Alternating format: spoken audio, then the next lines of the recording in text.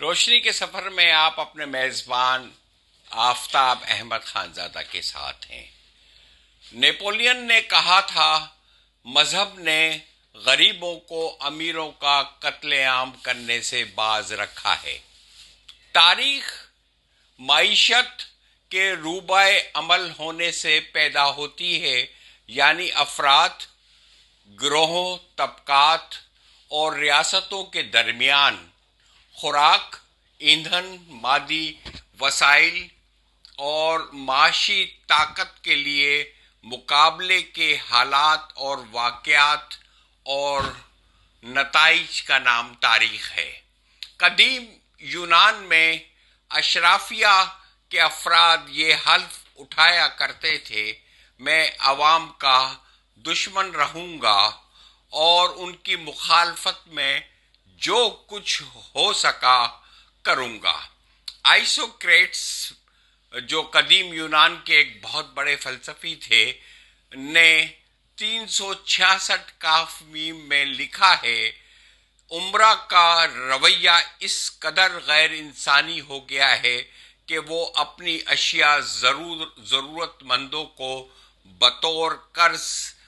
امداد دینے کے بجائے انہیں سمندر میں پھینکنے کو ترجیح دیتے ہیں، اور غربا کا یہ حال ہے کہ انہیں کوئی خزانہ مل جانے کی اس قدر خوشی نہیں ہوتی جتنی کسی امیر کے مال و اسباب پر قبضہ کرنے سے ہوتی ہے۔ تاریخ کو قدیم، متوسط اور جدید زمانوں میں تقسیم نہیں کیا جا سکتا۔ تاریخ کی یہ تقسیم عہد وسطی کے مفکروں کی پیدا کی ہوئی ہے۔ مارکس کے مطابق انسانی تاریخ کو شکاری اور شبانی و زرعی، دستکاری، صنعتی اور مشینی عہد میں تقسیم کیا جا سکتا ہے۔ انسانی تاریخ میں جتنے عظیم ترین واقعات پیش آئے ہیں وہ سیاسی نہیں بلکہ اقتصادی ہے۔ وہ میراتھن کی جنگ ہو، وہ سیزرز کا قتل ہو، وہ انقلاب فرانس ہو، وہ جو ہے اور دوسرے عظیم تاریخی واقعات ہوں، مارکس انہیں عظیم ترین واقعات قرار نہیں دیتا، بلکہ وہ زندگی کو کے نظام کو شکاری سے زرعی بنانے تک کے عمل کو اور گھریلو صنعتوں کی جگہ کارخانوں کے قائم ہونے کو عظیم ترین واقعات قرار دیتا ہے۔ اقتصادی حالات، انسانی تاریخ بتاتی ہے کہ سلطنتوں کے عروج اور زوال کا باعث ہمیشہ بنے ہیں، اور کسی بھی نظام کی تباہی میں جو سب سے بڑا کردار تاریخ بتاتی ہے وہ اقتصادی حالات کا ہے۔ چاہے وہ پوری تاریخ کو اگر آپ اٹھا لیں تب یہ آپ پر بات اچھی طرح سے واضح ہو جائے گی کہ جس ریاست کے اقتصادی حالات خراب ہوتے ہیں وہ ریاست کمزور ہو کر بالآخر اس کا وجود مٹ جاتا ہے۔ آج اگر ہم پاکستان کے حالات کی بات کریں تو ہمارے جو حالات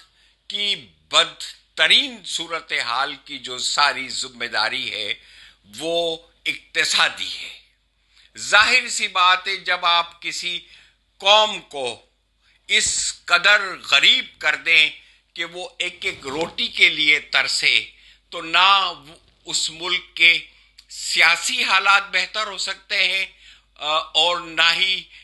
دوسرے قسم کی ریاست مضبوط ہو سکتی ہے، کیونکہ جب اگر ریاست کو آپ کو مضبوط کرنا ہے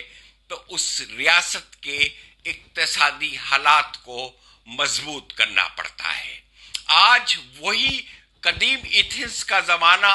آج وہی تاریخ پاکستان میں دہرائی جا رہی ہے۔ آج عمرہ کا یہ رویہ ہو گیا ہے کہ وہ عوام دشمنی میں کسی حد تک بھی چلے جاتے ہیں،